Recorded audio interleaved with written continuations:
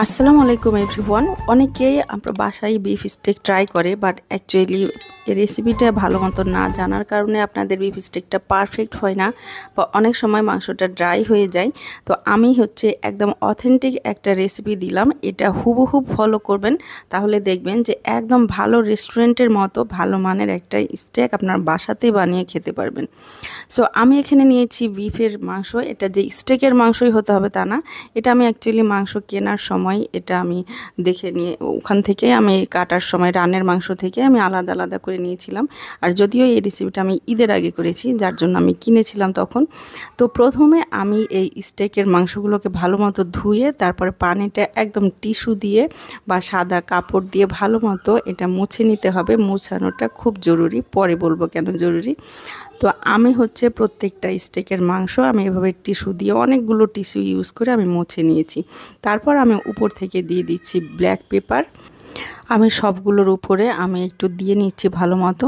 তারপর আমি এখানে দিয়ে দেবো মিক্সড হার্বস। তবে মিক্সড হার্বসটা কম দিব পরিমাণে। আমি অ্যাকচুয়ালি এই স্টেকতে বেশিরভাগই ইউজ করব রোজমেরি, বিকজ এই রোজমেরির ফ্লেভারটা বেশি ভালো আসে। তবে মিক্সড হার্ব অল্প করে দিলে কিন্তু টেস্টটা একদম টেস্ট এবং ফ্লেভারটা রেস্টুরেন্টের মতো আসে, খুব সুন্দর একটা স্মেল দেয়। তো আমি প্রথমে উপরটা এক সাইড করে নিলাম, আমি একটু লবণ দিয়ে দিচ্ছি। তারপর দিয়ে দিলাম সয়া সস, আর এই সয়া সসটা ডার্ক সয়া সস। তবে এই সয়া সসের চাইতে আরেকটা বিদেশি যেগুলো পাওয়া যায় সেগুলো অনেক বেশি ডার্ক। তো আমি এটা সজীবের ডার্ক সয়া সসটা ইউজ করি। তো আমি এখন দুই পাশ ভালো মতো লাগাই নিচ্ছে একটা একটা করে, সবগুলো দুই পাশই যেন ভালো মতো লেগে যায়। আর এই সময় কিন্তু সয়া সসটা ভালো মতো দিবেন।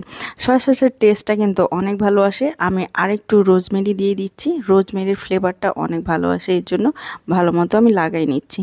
আর যদি আপনার মাংসতে পানি থেকে যায় তাহলে সয়া সসটা আপনার সোক করবে না মাংসতে, তখন আপনার স্টেকের টেস্টটা অরিজিনাল একটা টেস্ট পাবেন না। এই জন্য মাংসের যে পানি, সে পানিটা একদম ভালো মতো মুছে মুছে বের করে নিতে হয়, তাহলে সয়া সসটা আপনার সোক করবে এই মাংসের মধ্যে, তখন আপনার স্টেকটা পারফেক্টলি হবে আর জুসি হবে। সো আমি এখন এটা কিন্তু ম্যারিনেট করে একদমই রাখতে হবে না। এখন আমি দিয়েছি বাটার, আর এই বাটারের পরিমাণটা একটু বেশি করে দিবেন। এখন আমি এটা একদম ঘড়ি ঘন্টা ধরে, মানে একদম মোবাইলে আমি এই টাইম ধরে আমি 3 মিনিট থেকে 3.5 মিনিট মতো কুক করেছি। মানে এক পাশ 1.5 মিনিট বা 1 মিনিট এই 40 সেকেন্ড মতো, আর আরেক পাশ 1 মিনিট 40 সেকেন্ড মতো, এইভাবে করেছি। তবে আপনাদের স্টেক যদি অনেক বেশি মোটা হয় তাহলে 4 মিনিট করবেন। তো আমি এখন এই স্টেকের নিয়ম যে আপনার উপরের লেয়ারে একদম ফাঁকা রাখা যাবে না, দুই পাশেই আপনার বাটার দিতে থাকতে হবে। এক পাশে যদি আপনার বাটার দিয়ে ভাজার সময় উপর পাশটাতে বাটার দিয়ে রাখবেন, তাহলে দেখবেন যে স্টেকটা ড্রাই হবে না, জুসি হবে। তো আমি এভাবে সবগুলো করে নিচ্ছি। আর স্টেক ভাজার পরে যে অবশিষ্ট বাটারটুকু থাকে, সেই বাটারটুকু কিন্তু আমি যে স্টেকটা হয়ে যাচ্ছে সেটার উপর পুরোটা একদম ঢেলে দিচ্ছি। তারপরেও আমি আলাদাভাবে ওই উপরে যে স্টেকটা হয়ে গিয়েছে সেটার উপরেও আমি বাটার দিয়ে রাখছি।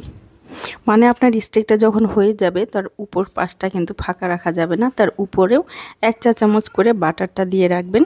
আর এই বাটারটা আপনার স্টেকে কিন্তু পুরোটাই শুষে নিবে, তখন আপনার স্টেকটা জুসি হয়। তো আমি যেভাবে করছি এভাবে একদমই পারফেক্টলি করবেন, তাহলে দেখবেন যে একদম ভালো মানের একটা স্টেক হাউসের মতোই আপনার এই স্টেকটা বাসাতেই বানাতে পারবেন। আর এই সময় কিন্তু চুলার আঁচটা আমি মিডিয়াম থেকে লোয়ে রেখেছি।